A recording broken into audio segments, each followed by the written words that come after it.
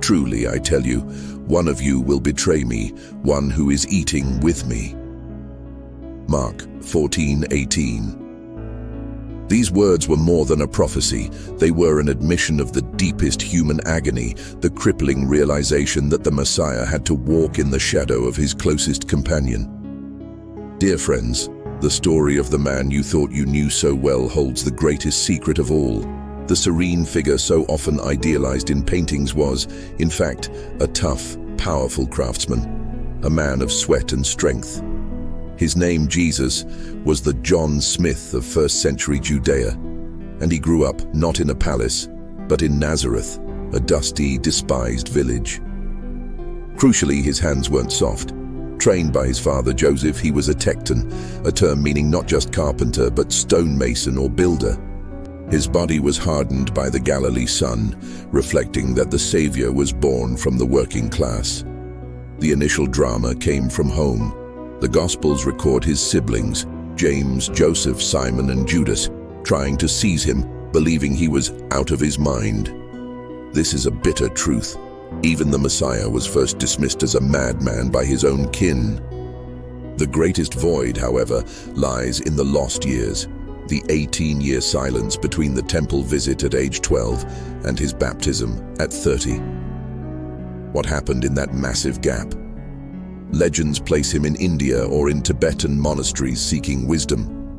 Whatever the reality, Jesus returned not just with peace, but with a terrifying holy anger against injustice, physically overturning the tables in the temple.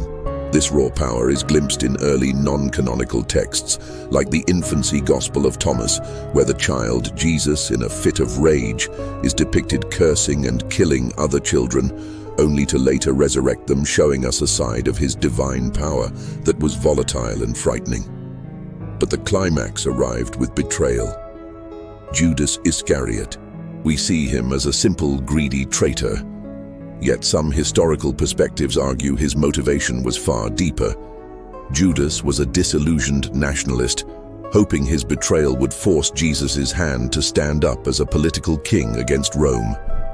His was a tragedy born not of simple avarice, but of the tragic mistake of misplaced loyalty.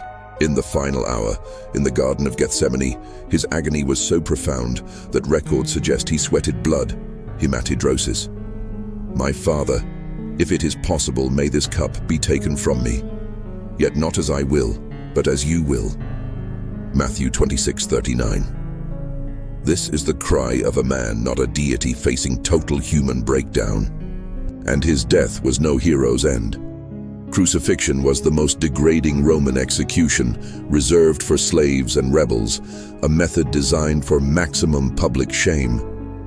Yet at the moment of his death, even nature responded. The sky was enveloped in darkness, and a great earthquake occurred, recorded not only in the Gospels, but by non-Christian Roman and Samaritan historians.